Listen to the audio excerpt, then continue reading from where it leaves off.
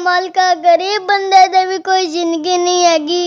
हाय मेरे अल्लाह तू ता वादा शरीक है, तेरा ता कोई शरीक नहीं। वहाँ तो इजो मंतशा वा तू जिलो मंतशा, जिसनु चाहे इज्जत देवे जिसनु चाहे जिल्लत देवे।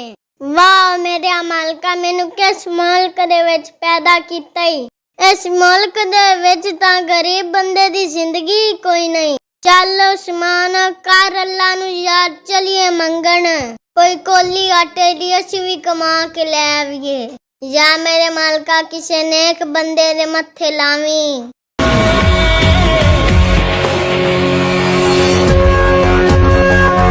सब दा भला ते सब दी खैर।